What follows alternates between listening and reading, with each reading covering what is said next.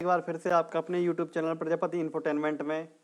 आज इस वीडियो में हम लगाने जाएंगे MPPSC द्वारा आयोजित करवाए जाने वाले स्टेट सर्विस एग्ज़ाम के पेपर वर्ष 2019 के पेपर की। देखो आपको स्क्रीन में दिख रहा होगा 2019 का पेपर। कल की वीडियो में हम लगा चुके 2020 का पेपर। आज लगाने जाएंगे 2020 का पेपर। इस वीडियो में केवल हम असिस्टेंट डायरेक्टर एग्ज़ाम के लिए जो इम्पोर्टेंट क्वेश्चन हैं उनको ही सॉल्व करेंगे, बाकी को छोड़ देंगे। आप देख रहे हैं यहाँ पे बुकलेट उसकी 2019 के पेपर की, इस पर सेट नंबर लिखा है। देखो सेट ए है और इधर राइट हैंड साइड कॉर्नर में प्रश्न पुस्तिका क्रमांक लिखा है, क्वेश्चन बुकलेट नंबर। तो ये बुकलेट नंबर है, मतलब क्वेश्चन पेपर का सेट नंबर, कौन सा क्वेश्चन पेपर है आपका। तो ये आपको OMR शीट में भरना होता है। और जो रोल नंबर लिखा है अनुक्रमांक, तो यहाँ पे 6 डिजिट का रोल नंबर आपको एडमिट कार्ड में आ जाएगा, वो आपको लिखना है यहाँ पे, ठीक है। तो चलते हैं अपन पहले क्वेश्चन की तरफ। आज के सीक्वेंस मैटर नहीं करेगा, आपको क्वेश्चन मैटर करता है। क्वेश्चन देखिए, अब सीक्वेंस दिखा है भाड़ में। तो पहला क्वेश्चन है अपना, निम्नलिखित में से संवैधानिक संशोधन नहीं, संविधान का, कॉन्स्टिट्यूशन का नहीं आएगा अपने पास। क्वेश्चन नंबर 5 अच्छा क्वेश्चन है। पंचायती राज संस्थाओं को संवैधानिक मान्यता प्रदान करने की अनुशंसा करने वाली समिति नाम था। बताइए, पंचायती जो सिस्टम थी उनको कॉन्स्टिट्यूशनल प्रोविजन किस व्यक्ति की कमेटी ने से मिला है। संवैधानिक मान्यता पंचायती संस्थाओं को किसकी सहमति या किसकी समिति की सिफारिश पर मिला है, बताइए। ए अशोक मेहता, बी के संथानम, सी LM सिंघवी, डी GV के राव। 3, 2, 1, 0। इस क्वेश्चन का आंसर हो जाएगा सी, LM सिंघवी समिति, लक्ष्मी मल सिंघवी समिति। LM का पूरा नाम है लक्ष्मी मल सिंघवी समिति। इनकी सिफारिश के आधार पर पंचायती राज संस्थाओं को संवैधानिक आधार या संवैधानिकता प्राप्त हुई थी। क्वेश्चन नंबर 6 देखिए, कैप्टन रूप सिंह स्टेडियम संबंध किस खेल से है, बताइए। कैप्टन रूप सिंह स्टेडियम का संबंध किस खेल से है। ए वॉलीबॉल, बी क्रिकेट, सी एथलेट, डी हॉकी। कैप्टन रूप सिंह कौन सा है, बताइए आप। इसका आंसर हो जाएगा बी क्रिकेट। कैप्टन रूप सिंह स्टेडियम कहाँ पर है, तो ये ग्वालियर में है। यदि पूछ लेना कहाँ पर है, तो ग्वालियर में है, आपको गलत नहीं लगाना, ब्रैकेट में ग्वालियर भी लिख लीजिए। क्वेश्चन नंबर 7, मध्य प्रदेश राज्य घुड़सवारी अकादमी की स्थापना कब हुई, बताइए आप। 2017, 2012, 2009, 2007। इसका आंसर आयोग ने माना है 2007। क्वेश्चन नंबर 8, मध्य प्रदेश राज्य से संबंधित खेल पुरस्कार कौन सा है। लक्ष्मण पुरस्कार, गंधर्व पुरस्कार, एकलव्य पुरस्कार, अर्जुन पुरस्कार। सिंपल क्वेश्चन, इसका सी आंसर है एकलव्य पुरस्कार। आप सभी को पता होना चाहिए ये। फटाफट लगाएंगे अपन, कल ज़्यादा टाइम हो गया था अपनी वीडियो में, आज इतना टाइम नहीं लगाएंगे। क्वेश्चन नंबर 13 देखिए, इंदौर से जयपुर को जोड़ने वाली राष्ट्रीय राजमार्ग का संशोधित नंबर क्या है, बताइए। इंदौर से जयपुर के लिए जो राष्ट्रीय राजमार्ग जाता है, नेशनल हाईवे, उसका रीनेम किया है। तो उसका रीनेम करके कौन सा नया नंबर दिया गया, उसको रीनंबर किया, तो रीनेम नहीं, रीनंबरिंग की गई उसकी। तो बताइए क्या होगा इसका आंसर। इसका आंसर है 52। ऑप्शन ए इसका सही आंसर है 52, इंदौर टू जयपुर के लिए। क्वेश्चन नंबर 9 देखिए, 2018 मध्य प्रदेश राज्य के विक्रम पुरस्कार सम्मानित नहीं आएगा, पुराना विक्रम पुरस्कार है। अभी तो आप तो इसी साल का देख लेना, 2021 में किसको विक्रम पुरस्कार मिला है, किसको कौन सा पुरस्कार मिला है।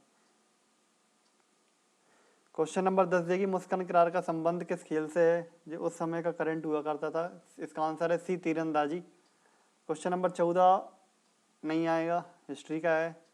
क्वेश्चन नंबर 11 एमपी का देख लीजिए, सतपुड़ा क्षेत्र में स्थित श्रेणियों में से पश्चिम से पूर्व की और उनकी स्थिति दर्शाने वाली कौन सी है। सतपुड़ा रेंज है, उसमें पश्चिम से पूर्व की ओर जमाना है बड़वानी, महादेव, मैकल, महादेव, बड़वानी, मैकल, महादेव, मैकल, बड़वानी, या मैकल श्रेणी, महादेव श्रेणी, बड़वानी श्रेणी। बताइए आप क्या होगा इसका आंसर 11वें का। इसका आंसर है 11वें का ए, बड़वानी की श्रेणियाँ, फिर महादेव की श्रेणियाँ, फिर मैकल की श्रेणियाँ, पश्चिम से पूर्व की ओर इसको अरेंजमेंट करनी है आपको। अच्छे से पढ़ लेना एमपी की पहाड़ियाँ मैप बना के। चित्तौड़ के त्रिभुवन नारायण के मंदिर को किसने बनवाया बताइए। चित्तौड़गढ़ में त्रिभुवन नारायण का मंदिर था, उसको किसने बनवाया था। इसका आंसर हो जाएगा आपका राजा सी भोज। कहाँ राजा भोज, ये रहा क्वेश्चन ऑप्शन नंबर सी में राजा भोज। चित्तौड़गढ़ में त्रिभुवन नारायण मंदिर बनवाए थे इन्होंने, भोजपुर, भोपाल, धार, 3 जगह से इनका संबंध है। क्वेश्चन नंबर 12, किस नदी की घाटी गहरी खड्ड भूमि के लिए विख्यात है बताइए, कौन सी है खड्ड वाली। इसका आंसर हो जाएगा सी चंबल। सिंपल क्वेश्चन है। क्वेश्चन 16, मध्य प्रदेश का कौन सा हवाई अड्डा क्रियाशील नहीं है। खजुराहो, पन्ना, जबलपुर, ग्वालियर। कौन सा एयरपोर्ट एक्टिव नहीं है बताइए क्या। इसका आंसर हो जाएगा बी पन्ना, पन्ना वाला गया। क्वेश्चन नंबर 17 देखिए आप, मध्य प्रदेश की पिछली विधानसभा 2014-18 के अध्यक्ष नहीं पूछेगा। 21वां क्वेश्चन नंबर, कंप्यूटर वाले सेगमेंट से कंप्यूटर के किस क्षेत्र में वायरस का मतलब है। वायरस की फुल फॉर्म पूछी है, देख लो जो मैंने तुमसे पूछा था ना टेलीग्राम चैनल में, इसका फुल फॉर्म बताइए। टेलीग्राम चैनल में एमसीक्यू पूछता हूँ, वायरस का फुल फॉर्म पूछा था मैंने, तो देखो उसने 2019 के पेपर में पूछा था वायरस का फुल फॉर्म क्या है। ABCD लगाइए आप, क्या हुआ इसका आंसर। 3, 2, 1, 0। इसका आंसर हो जाएगा ऑप्शन बी। क्वेश्चन नंबर 21 का answer B, vital information resource under seize virus का पूरा नाम है। क्वेश्चन नंबर 18, मध्य प्रदेश में कौन सा राज्यपाल नहीं रहा है बताइए आप। डे बलराम जाखड़, रामेश्वर ठाकुर, डॉक्टर भाई महावीर, डी न्यायमूर्ति अंशुमान सिंह। तो इसका आंसर हो जाएगा डी अंशुमान भाई साहब नहीं है, राज्यपाल नहीं रहे, मतलब MP के राज्यपाल कभी नहीं बने अंशुमान भाई। तो आपको पूरे मुख्यमंत्रियों के नाम, पूरे राज्यपालों के नाम अच्छे से पढ़ लेना है। वो पूछ लेगा कौन से कार्यवाहक हैं, कौन से नहीं रहे, और कौन से CGI के जस्टिस बने, चीफ जस्टिस ऑफ इंडिया बने कौन से राज्यपाल, और कौन से वगैरह वगैरह राज्यपाल पढ़ लीजिए। मुख्यमंत्रियों के सारे नाम पढ़ लीजिए, इंपॉर्टेंट है, एक ना एक जरूर आएगा। क्वेश्चन नंबर 22वां देखिए, कंप्यूटर सेगमेंट्स में अपनी पार्ट ए की यूनिट 4 से क्वेश्चन आया हुआ है। जो अनाधिकृत पहुंच प्राप्त करता है, मतलब अनऑथोराइज्ड रीच करता है, महत्वपूर्ण डाटा को नष्ट करता है, वैध उपयोगकर्ता की सेवा को अस्वीकार करता है, या उसके लक्षणों की समस्याओं को पैदा करता है, क्या कहलाता है बताइए। मतलब इलीगल काम करता है नेटवर्किंग सेक्टर में, क्या कहते हैं इसको। White hat hacker, cracker, programmer, database administration. जब इस पेपर को मैं करके आया था, गलत करके आया था। अब बताइए आप इसका आंसर क्या लगाना चाहोगे। मैं काउंट डाउन कर रहा हूँ, 5, 4, 3, 2, 1, 0। इस क्वेश्चन का आंसर है बी, क्रैकर इसका सही आंसर है, ठीक है। क्वेश्चन नंबर 19 पे देखिए आप, मध्य प्रदेश से किस राज्य की सीमा नहीं छूती। राजस्थान, गुजरात, झारखंड, महाराष्ट्र। सिंपल क्वेश्चन है, झारखंड। क्वेश्चन नंबर 23 देखिए, ये भी यूनिट 4 के पार्ट ए की यूनिट 4 संबंधित है। पहला साइबर लॉ जो भारत में ई-कॉमर्स के लिए कानूनी ढांचा प्रदान करता है, बताइए कौन सा आंसर है इसका। 23वीं का बताइए। ABCD लगाइए आप अपने मन में, मैं काउंट डाउन कर रहा हूँ, 3, 2, 1, 0। इसका आंसर है IT एक्ट 2000, ऑप्शन बी इसका सही आंसर है 23वीं का। क्वेश्चन नंबर 20 पे ध्यान दीजिए, मध्य प्रदेश राज्य निर्वाचन आयोग में निम्न में से कौन आयुक्त नहीं रहा। मध्य प्रदेश राज्य निर्वाचन आयुक्त के पूछ लिए नाम, तो बताइए इसका आंसर क्या होगा आप। इसका आंसर डी बताया आयोग ने, अश्विनी वैश्य है। नेक्स्ट क्वेश्चन की ओर चलते हैं अपन, अच्छा क्वेश्चन है। क्वेश्चन नंबर 24 देखिए, यूनिट 1 पार्ट 4 से है। निम्नलिखित में से कौन सा एक साइबर अपराध नहीं है। A fishing, B cyber stalking, C identity theft, D online chatting. Simple question है, डी इसका सही आंसर है। ये देखिए पार्ट बी की यूनिट 10 से क्वेश्चन उठ के आया है। मानव अधिकार संरक्षण अधिनियम के संबंध में, सॉरी अधिनियम का है, आयोग का नहीं है, अपने को आयोग पूछता है वो। तो इस क्वेश्चन में 2-3 विकल्प सही माने थे उसने आयोग ने, इसको छोड़ते हैं अपन। तो क्वेश्चन नंबर 15 बहुत बहुत बहुत ज़्यादा ही इंपॉर्टेंट क्वेश्चन है यूनिट 1 के पार्ट 4 से, सॉरी पार्ट ए की यूनिट 4 से। कंप्यूटर वाला सेगमेंट से। ईमेल पता mark.stol@itdesk.info में डोमेन नेम क्या है बताइए आप, ABCD, इसका लगाइए आप, बहुत बहुत इंपॉर्टेंट क्वेश्चन है। जब मैं पेपर दे के आया था मैं भी गलत करके आया था इसको, तो आप भी गलती ना करें ऐसी, इसलिए समझ जाओ एक बार। लगाओ इसमें, इसका डोमेन नेम क्या होगा। काउंट डाउन कर रहा हूँ, 5 4 3 2 1 0। इस प्रश्न का सही आंसर माना था आयोग ने C, itdesk.info, ये इसका डोमेन नेम है। ये @ के बाद जो भी जितना भी कंटेंट लिखा आता है सब डोमेन नेम कहलाता है। पहले मैं क्या मानता था, डॉट, मतलब डॉट के बाद जितना भी लिखा रहता है वो डॉट मिला के वो डोमेन नेम होता है, तो मैं इसको .info लगा के आया था 2019 के पेपर में, बट मेरा ये गलत गया था आंसर, क्योंकि मुझे बाद में मालूम चला कि @ के बाद जितना भी कुछ लिखा रहता है वो सब डोमेन नेम कहलाता है।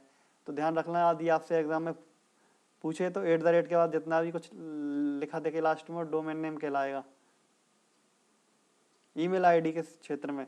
बाकी वेबसाइट में तो .com लिखा जाता है, .com, .in, .aus, .edu, .gov last में लिखा रहता है ना, तो वो डोमेन नेम है आपके।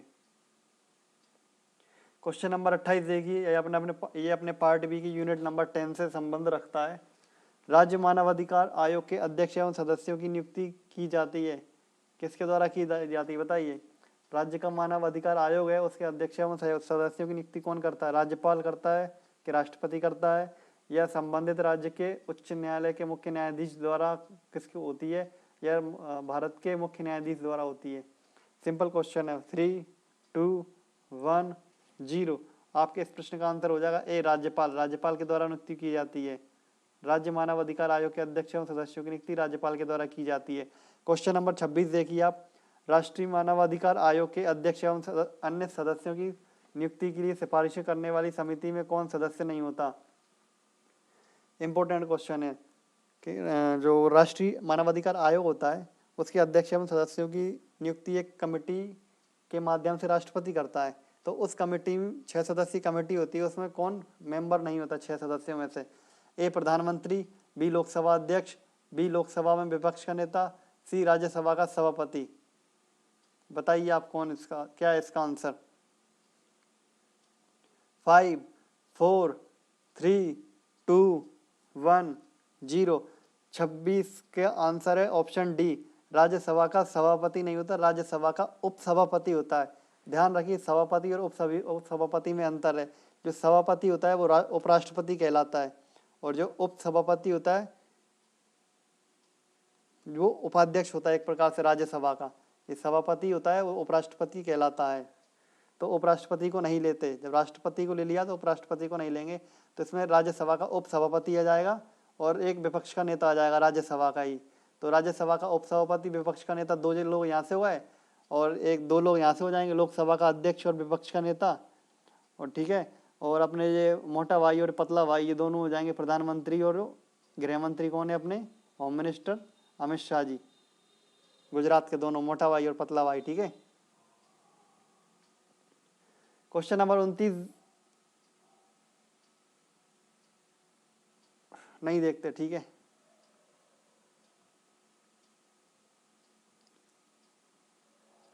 क्वेश्चन नंबर 30 देखिए, ये भी इंपॉर्टेंट है, अपने पार्ट बी से ही है, पार्ट बी के यूनिट 10 से। सिविल अधिकार संरक्षण अधिनियम 1955 के अंतर्गत सभी दंडनीय अपराध हैं। बताइए, सिविल अधिकार संरक्षण अधिनियम 1955 के अधीन अपराधों की प्रकृति किस प्रकार की है।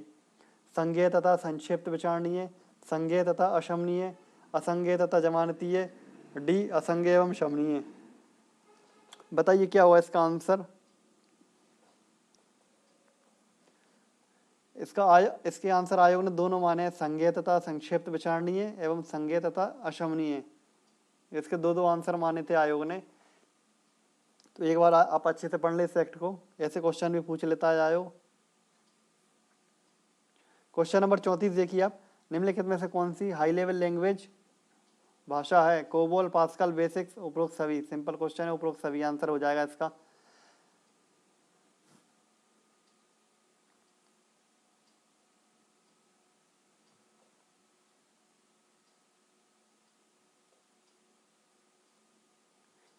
एक ये करंट से संबंधित पूछ सकता है, यूएनओ संघ में वर्तमान महासचिव कौन है? संयुक्त राष्ट्र संघ के वर्तमान महासचिव कौन है, बताइए। इसका आंसर है बी, एंटोनियो गुटेरेस।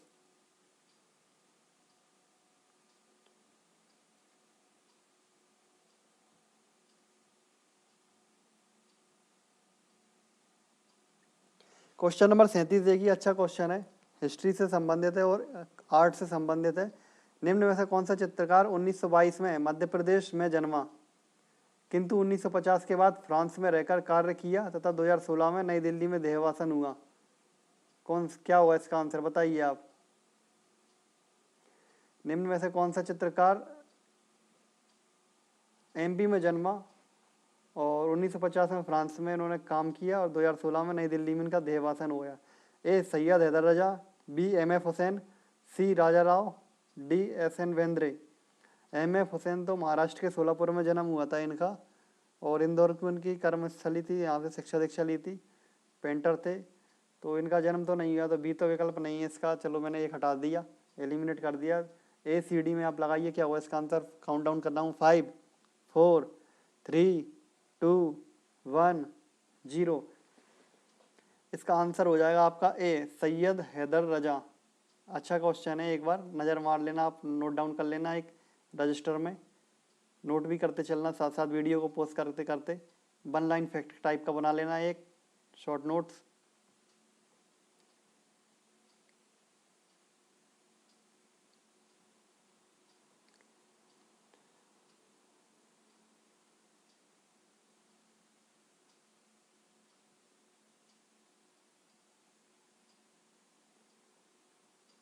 एमपी से संबंधित क्वेश्चन अपने काम का कोई सा नहीं दिख रहा मुझे इनमें से।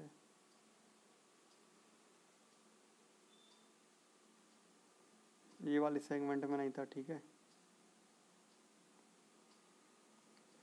हिंदू विधवा पुनर्विवाह अधिनियम किस वर्ष पारित किया गया? देखो अच्छा क्वेश्चन है, ये भी पूछ सकता है अपने से। क्वेश्चन नंबर 45 देखिए, हिंदू विधवा पुनर्विवाह अधिनियम किस वर्ष पारित हुआ था? 1856 में पारित हुआ था, लॉर्ड कैनिंग के समय, ठीक है।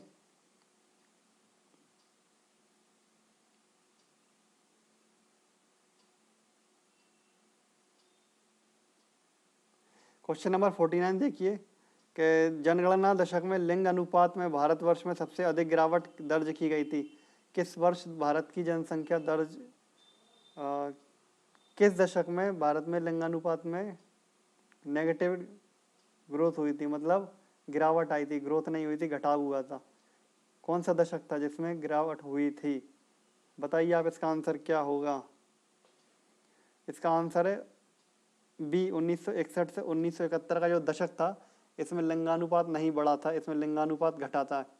लिंगानुपात मतलब 1000 पुरुष पर कितनी महिलाएं।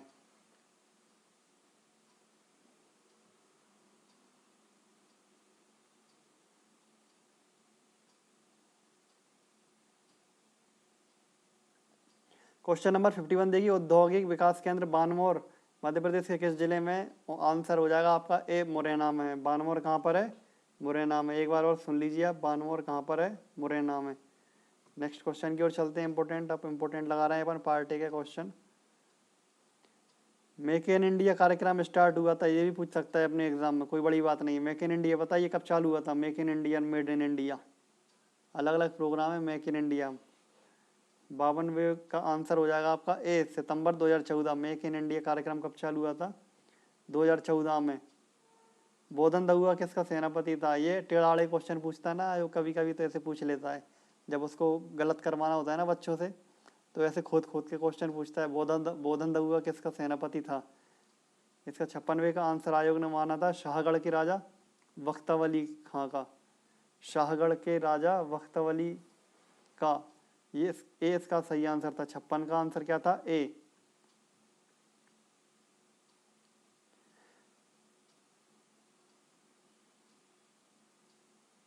क्वेश्चन नंबर 57 देखते हैं, निम्नलिखित में से कौन सुमेलित नहीं है? गोंड, अगरिया, वेगा, बिझावर। जाति और उपजनजाति को संपर्क करना है, कोरकू, महार। कौन सी जनजाति संबंधित है? नहीं है। इसका आंसर सी और डी दोनों सही हैं। भारिया, ज्योतिष, पटेलिया की भारिया जनजाति की उपजनजाति पटेलिया भी है, कोरकू की उपजनजाति महार भी है। आयोग ने 2 आंसर सही माने थे इसके।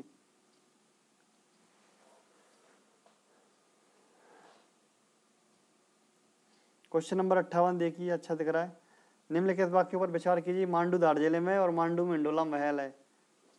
ये क्वेश्चन मुझे आ रहा था, लेकिन मेरे से गलती से बाय डिफॉल्ट OMR शीट में गोला गलत भरा हो गया था, तो मेरा आंसर गलत था, इसलिए एक क्वेश्चन की वजह से मेरा रह गया था, 1-2 क्वेश्चन की वजह से ये वाला 2019 का 19 का पेपर। कुछ क्वेश्चन ऐसे होते हैं आते आते गलत हो जाते हैं अपनी ह्यूमन एरर की वजह से, तो आप गलती ना करना, जो मैं करके आ चुका हूँ गलती। ये क्वेश्चन मुझे बहुत याद आता है जब मेरा 1-2 नंबर से रह गया था 2019 का पेपर, कि ये मैंने क्वेश्चन पेपर में तो सही टिक लगा लिया था मैंने, OMR में भरने में गलती कर दी थी इसमें। बताइए क्या सही है? 1 सही है, 2 सही है, दोनों सही हैं, दोनों सत्य हैं। इसका D सही था, लेकिन मैं C लगाया, दोनों सत्य हैं। मैंने ये पढ़ लिया था दोनों सत्य हैं, ये सत्य है, मैंने कहा ये दोनों भी सत्य हैं, तो C मार के आ गया था वहाँ पे, जबकि ये पेपर में मैंने D पे निशान लगा लिया था, मुझे पता था दोनों सत्य हैं, लेकिन मैं OMR में C भर के आ गया था, दोनों असत्य हैं।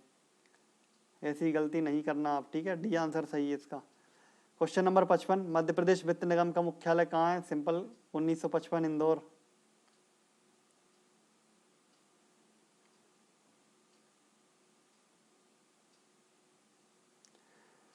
क्वेश्चन नंबर 59, जल बिहारी का मेला कहाँ लगता है? इसका आंसर हो जाएगा आपका A छतरपुर। रियो ओलंपिक नहीं पूछेगा, आप टोक्यो ओलंपिक पूछेगा। क्वेश्चन नंबर 62 दिख रहा होगा आपको, रियो ओलंपिक का, लेकिन अब वो क्वेश्चन पढ़ लीजिए एक बार, और इसी से संबंधित अपन 2020 का पढ़ लेंगे। रियो ओलंपिक 2026 में उद्घाटन समारोह में भारतीय दल का ध्वजवाहक कौन था? ठीक है, तो इसका कौन था? इसका 62 का आंसर था अभिनव बिंद्रा। लेकिन अब आपको पढ़ना है कि टोक्यो ओलंपिक 2020 में भारतीय दल का ध्वजवाहक कौन था। वैसे तो अच्छा पढ़ लेना पूरे करंट जो ओलंपिक वाला। बताइए, काठी है, काठी क्या है? जाति है, जनजाति है, काष्ठ शिल्प है, लोक नृत्य है? काठी लोक नृत्य। D आंसर है 60 का, क्या हो जाएगा? D। 2018 के राष्ट्रमंडल खेलों की अंतिम पदक तालिका में भारत का क्रम क्या था? 2018 का ही करंट है, अब तो शायद 2022 में कॉमनवेल्थ होने वाले हैं फिर से, तो 63 का एक बार पिछला वाला ही पढ़ लेना आप करंट के रूप में। इसका आंसर हो जाएगा 3रे स्थान पर था भारत कॉमनवेल्थ में 2018 में।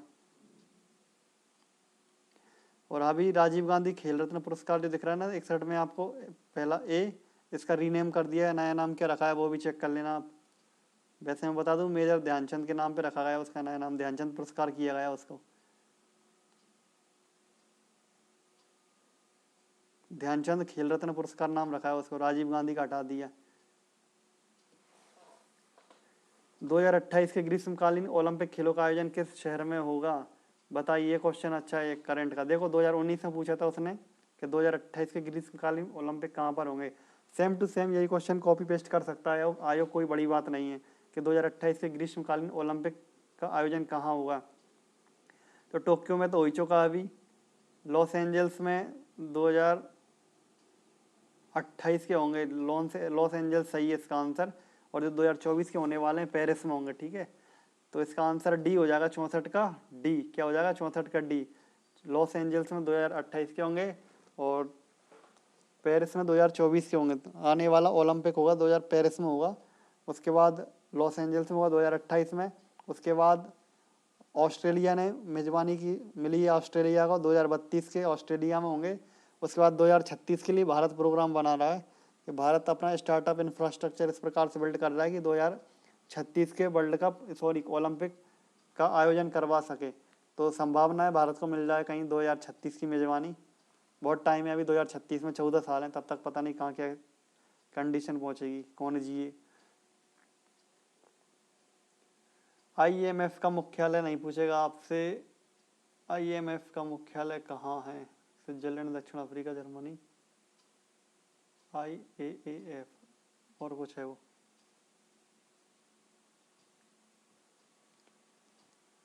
क्वेश्चन नंबर 66, मध्य प्रदेश में राज्य निर्वाचन आयोग के गठन के पश्चात कितनी बार पंचायतों के आम चुनाव हो चुके हैं? वेरी वेरी इंपॉर्टेंट क्वेश्चन है, same to same copy paste कर सकता है, कोई बड़ी बात नहीं है। अच्छे से पढ़ लेना कि अभी तक कितनी बार पंचायत चुनाव हो चुके हैं। मध्य प्रदेश का राज्य निर्वाचन आयोग है, उसने कितनी बार पंचायत चुनाव करवा चुके हैं? सीधी बात है, बताइए। 3 बार, 4 बार, 5 बार, 6 बार। 94 में इसका गठन हुआ था, शायद इसने 98 में पहली बार करवाए थे चुनाव।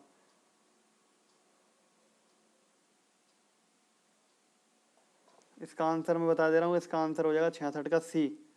5 बार चुनाव करवा चुका है और अभी 6ठी बार करवाने वाला था, लेकिन आप सभी को पता है सुप्रीम कोर्ट ने स्टे लगा दिया था। उसके बाद ओमिक्रॉन का बहाना बनाकर या कुछ और नौटंकी करके उन्होंने कैंसिल कर दिए फॉर्म वॉर्म भरवा के। 66 का क्या हो जाएगा? सी। अच्छा क्वेश्चन है, पूछ सकता है। क्वेश्चन नंबर 70, मध्य प्रदेश के निम्नलिखित शहरों में से किसकी जनसंख्या 2011 की जनगणना के अनुसार 10 लाख से अधिक नहीं है? ऐसा कौन सा शहर है जिसकी पॉपुलेशन 10 लाख से ज़्यादा नहीं है? भोपाल, उज्जैन, ग्वालियर, जबलपुर। क्या होगा आपके अनुसार इसका आंसर? बताइए। 3, 2, 1, 0। इसका आंसर है उज्जैन। क्वेश्चन नंबर 67, राज्य निर्वाचन आयोग नगरीय निकायों के लिए निर्वाचन का संचालन किस अनुच्छेद के तहत करता है? मतलब शहरों के लिए इलेक्शन करवाता है स्टेट का इलेक्शन कमीशन, वो किस आर्टिकल के थ्रू करवाता है? इसका आंसर हो जाएगा 67 का ए, 243 का के। क्वेश्चन नंबर 71 देखिए, 71 कंप्यूटर वाले सेगमेंट से JSP का मतलब है Java simple pages, Java system protocol, Java server pages, Java server protocol. 71 का क्या होगा इसका आंसर? 71 का आयोग ने बनाया, इसका सी आंसर माना है, जावा सर्वर पेजेस। क्वेश्चन नंबर 68, पंचायती राज विषय संविधान की किस अनुसूची से संबंधित आता है? तो इसका आंसर हो जाएगा आपका पंचायती राज विषय संविधान की किस सूची से अंतर्गत, किस सूची के अंतर्गत आता है पंचायती राज? तो इसका बताइए, इसका आंसर क्या होगा? ए संघ सूची, बी राज्य सूची, सी संवर्ती सूची, डी उपरोक्त में से कोई नहीं। पंचायत अभी हाल में करंट का इशू बना हुआ है, तो पंचायत से क्वेश्चन आ सकते हैं। इसका अच्छा क्वेश्चन है, राज्य सूची का विषय है। इसको सिंपल ये समझ सकते हैं कि राज्य का निर्वाचन आयोग इसके वो करवाता है, एग्जाम बोल रहा हूँ सॉरी, इलेक्शन करवाता है, तो राज्य सूची का विषय है। इसमें सेंटर हस्तक्षेप नहीं करता। सेंटर ने हस्तक्षेप अभी भी नहीं किया था, वो तो सुप्रीम कोर्ट ने हस्तक्षेप किया था, क्योंकि केंद्रपालिका, न्यायपालिका और ये अलग अलग होती हैं। आर्टिकल 50 पढ़ा है ना अपन ने DPSP का, कार्यपालिका और न्यायपालिका को अलग अलग किया जाए। तो कार्यपालिका ने तो हस्तक्षेप नहीं किया था, सेंटर ने स्टेट में हस्तक्षेप नहीं किया था, क्योंकि न्यायपालिका ने कर दिया था, इसलिए थोड़ा वो गड़बड़ हो गया मामला। क्वेश्चन नंबर 72 देखिए, बिंग एक वेब सर्च इंजन है। बिंग एक वेब सर्च इंजन है जिसका स्वामित्व और संचालन किसके द्वारा किया जाता है? इसका आंसर क्या हो जाएगा बताइए आप? माइक्रोसॉफ्ट, याहू, अल्फाबेट इंक या अमेजोन? बिंग का अभी मैं आज ही करंट पढ़ रहा था कंप्यूटर, तो इसका आंसर मुझे मालूम है, आप लोग लगाइए। 3, 2, 1, 0। माइक्रोसॉफ्ट द्वारा बिंग नाम के सर्च इंजन का प्रयोग किया, सॉरी वो स्वामित्व एवं संचालन किया जाता है। तो 72 का आंसर हो जाएगा आपका ए, माइक्रोसॉफ्ट। क्वेश्चन नंबर 69, संविधान के कौन से भाग में पंचायती राज के से संबंधित प्रावधान सम्मिलित किए गए हैं? बताइए, संविधान के कौन से भाग में पंचायत से संबंधित प्रावधान हैं? सिंपल क्वेश्चन है। 9A, 9 भाग 9 में पंचायत है, ठीक है, और भाग 9A में नगर पालिका है, और शायद एक बार चेक कर लेना, भाग 9A है, 9B और 9B तक है। भाग 9 है, भाग 9 है, 9A है और भाग 9B है, इसके 2 सब भाग हैं। क्वेश्चन नंबर 73 देखते हैं अपन। ब्रेव क्रॉलर को इस रूप में भी जाना जाता है। ब्रेव क्रॉलर को किस रूप में भी जाना जाता है? Link directory, search optimiser, web spider, web manager. Web crawler को किस रूप में जाना जाता है? कंप्यूटर वाले सेगमेंट से क्वेश्चन है, अच्छा क्वेश्चन है। 73 का आंसर हो जाएगा आपका सी, वेब स्पाइडर के नाम से जाना जाता है वेब क्रॉलर को।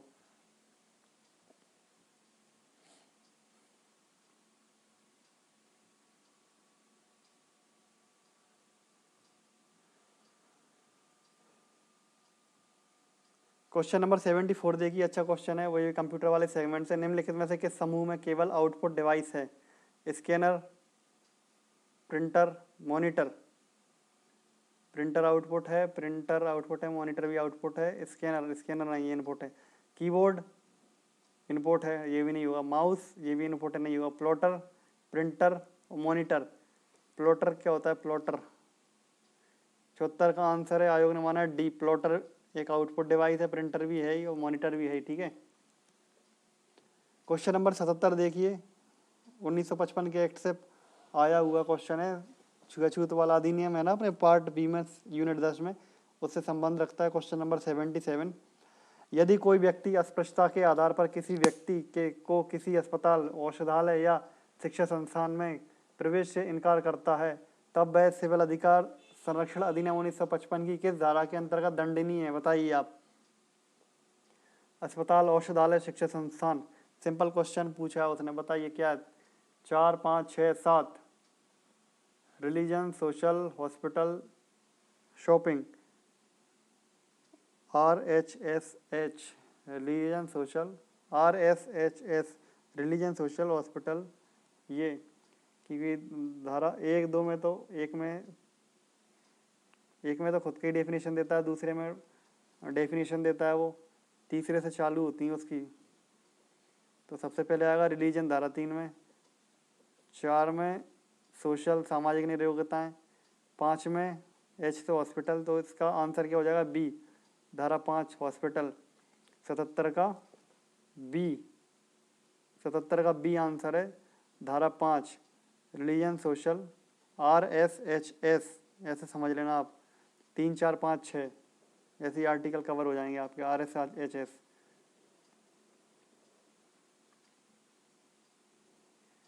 क्वेश्चन नंबर 78, ये भी अनुसूचित जनजाति, वो ST/SC एक्ट 1989 वाले से अच्छे से देख लो। क्वेश्चन नंबर 78 पार्ट बी भी कवर कर रहे हैं अपन इस वीडियो में।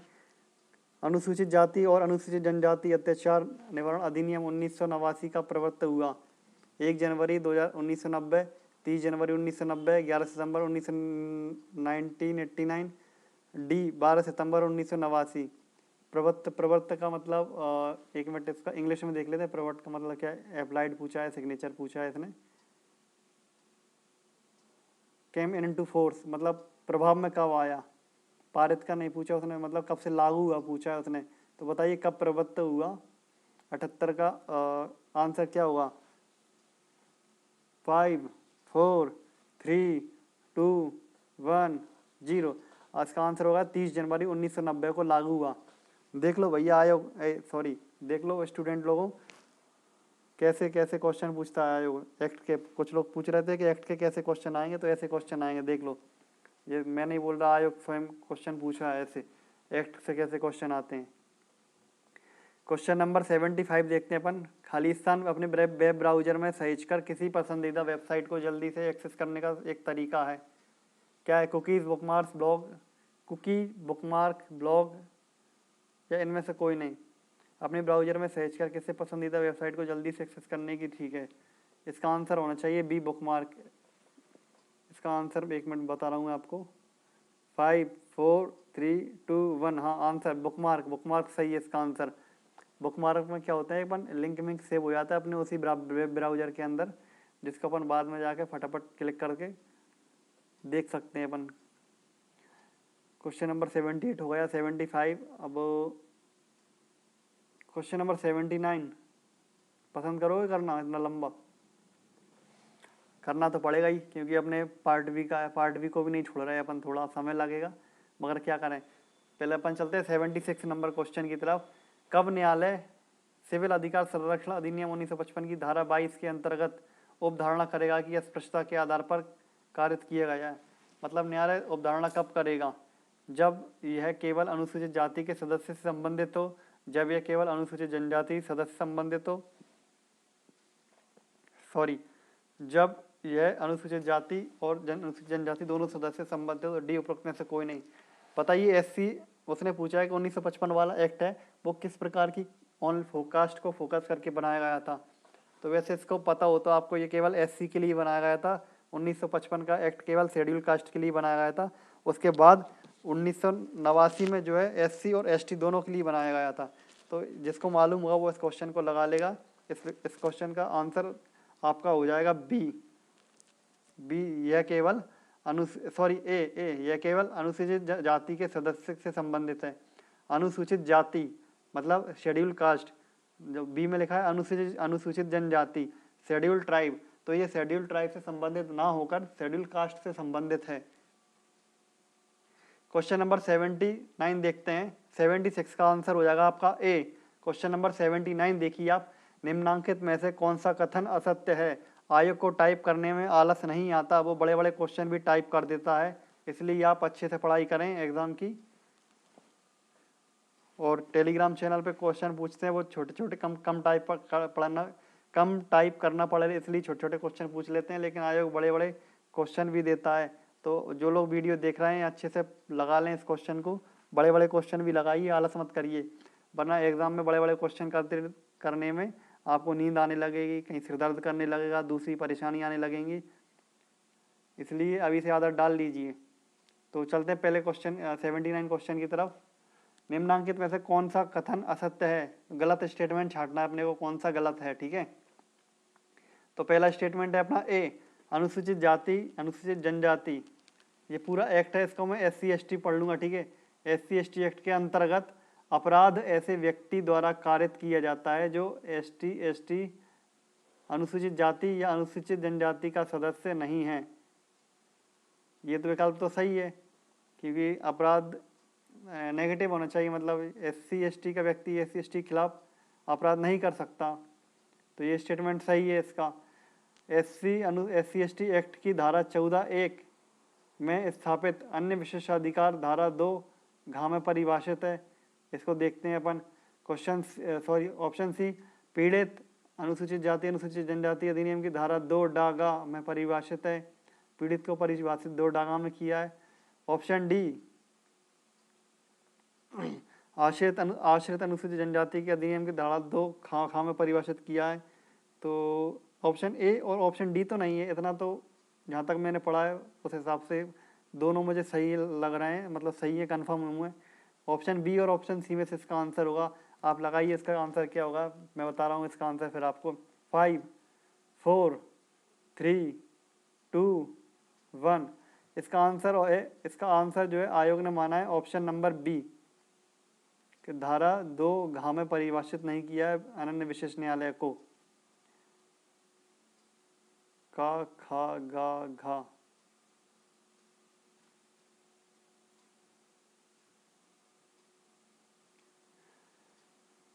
सेवेंटी 79 का आंसर हो जाएगा आपका B for ball.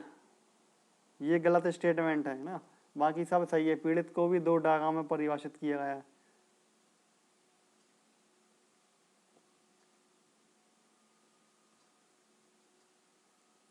Question number 80 देखिए, 80 क्वेश्चन नंबर 80 देखिए। अनुसूचित जाति और अनुसूचित जनजाति अत्याचार निवारण अधिनियम 1989 के अंतर्गत किसी निर्णय, दंडादेश या आदेश के विरुद्ध उच्च न्यायालय में अपील होती है। क्वेश्चन नंबर 80 देखिए, अनुसूचित जाति अनुसूचित जनजाति अत्याचार निवारण 1989 के अंतर्गत किसी निर्णय, दंडादेश या आदेश के विरुद्ध उच्च न्यायालय में अपील होती है।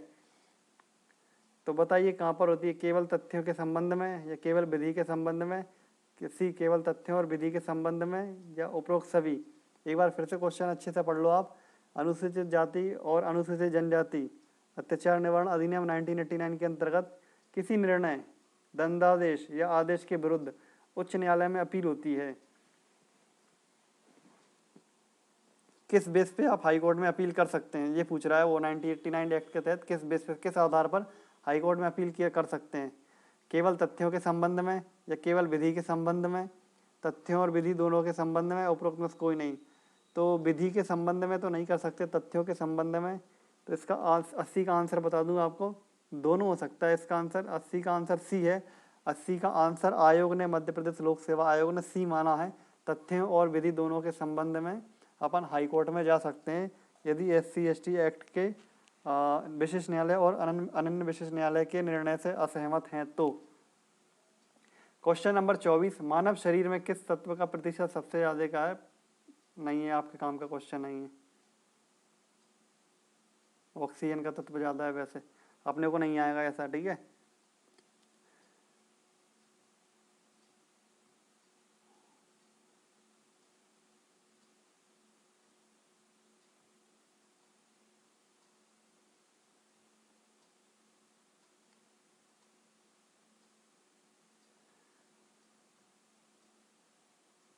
चलो चलो आगे निकलो आगे निकलो। 2018 में भारत सरकार द्वारा प्रारंभ विश्व की सबसे बड़ी स्वास्थ्य योजना का नाम।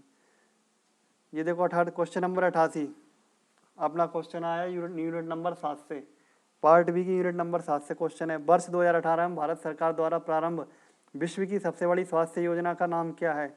ये देख लो यूनिट पार्ट बी की यूनिट नंबर 7 से क्वेश्चन है। ए दीनदयाल चलित हॉस्पिटल योजना, बी आम आदमी बीमा योजना, बी अरुणिमा योजना और डी आयुष्मान भारत प्रधानमंत्री जन आरोग्य योजना। इसका आंसर हो जाएगा डी आयुष्मान भारत प्रधानमंत्री जन आरोग्य योजना। ये कब आई? 23 सितंबर 2018 को आई। कहाँ पे आई, कहाँ से आई? ये इसका उद्घाटन रांची से किया गया है। इसमें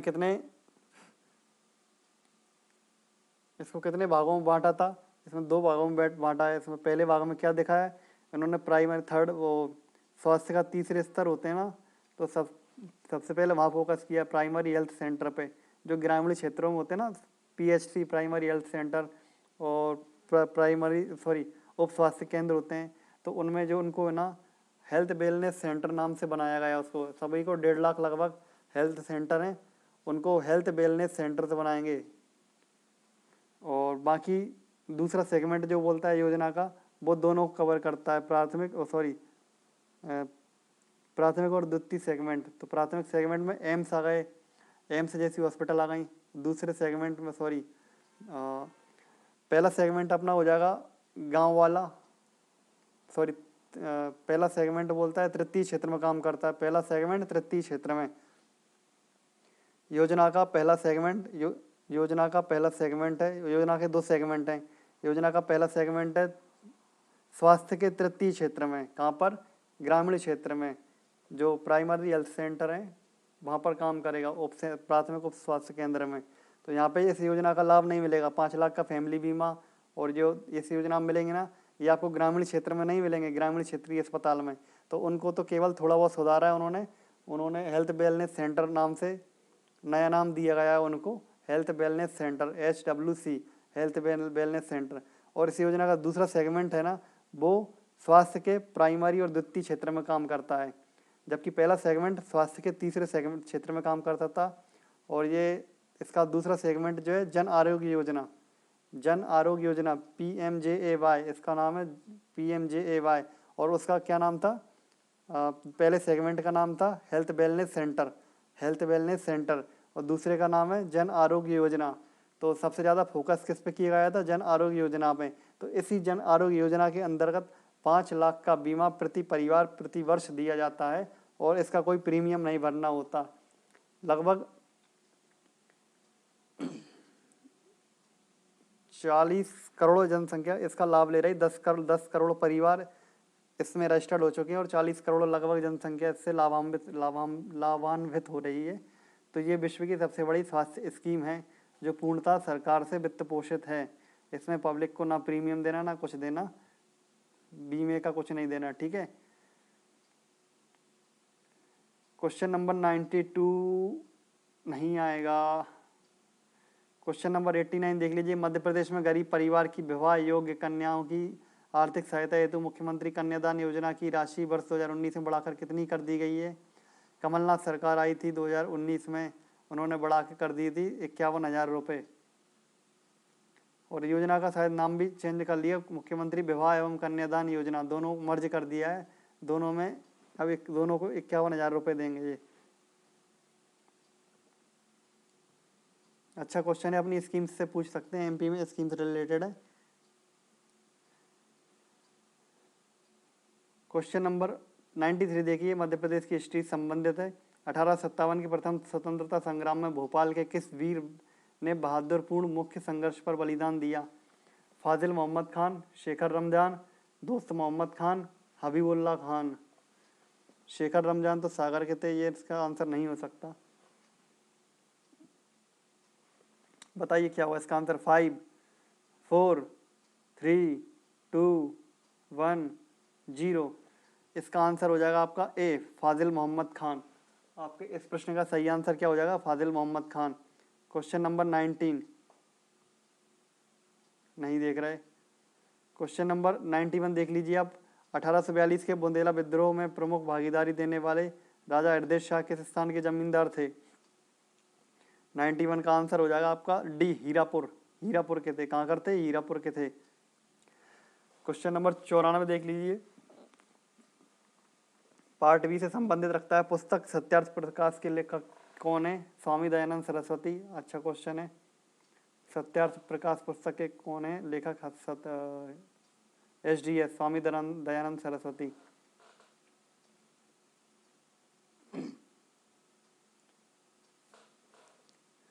क्वेश्चन नंबर 95, रेशम बुनकरों की श्रेणी की जानकारी निम्नलिखित में से किस शिलालेख से मिलती है? दशपुर शिलालेख से, दशपुर मंदसौर का पुराना नाम है, ठीक है। दशपुर शिलालेख से, प्रयाग प्रशस्ति शिलालेख से, एरण शिलालेख से, या हाथी गुम्फा शिलालेख से? बताइए, रेशम के बुनकरों की जानकारी किस प्रकार के उस शिलालेख से मिलती है? तो इसका आंसर हो जाएगा आपका ए, दशपुर के शिलालेख से रेशम बुनकरों की जानकारी मिलती है। क्वेश्चन नंबर 96, कौन सा जलप्रपात नर्मदा नदी पर नहीं है? कपिल धारा, भालकुंड, दुग्ध धारा, भेड़ाघाट। ऑप्शन बी इसका भालकुंड बीना नदी पर है, राहतगढ़ में है। राहतगढ़ में बीना नदी पर है शायद भालकुंड, वहाँ देख लेना, सागर जिले में। बाकी ये सब नर्मदा नदी पर हैं। निम्न में से कौन सा राष्ट्रीय राजमार्ग मध्य प्रदेश से नहीं गुजरता? अब तो रीनेम कर दिए, पुराना था। मतलब आप इस क्वेश्चन को एक बार, नए नए जो रीनेम करिए उनको देख लेना आप।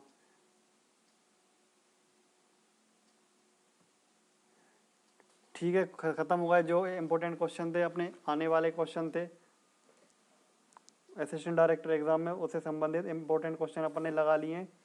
मिलते हैं अब नेक्स्ट वीडियो में। टेलीग्राम चैनल का लिंक आपको मिल जाएगा डिस्क्रिप्शन बॉक्स में, नीचे टेलीग्राम चैनल का लिंक मिल जाएगा आपको डिस्क्रिप्शन बॉक्स में, वहाँ से आप जाके चैनल को ज्वाइन कर लीजिए और MCQs लगाइए, काफ़ी MCQs चल रहा है वहाँ पर। ठीक है, thank you for watching this video.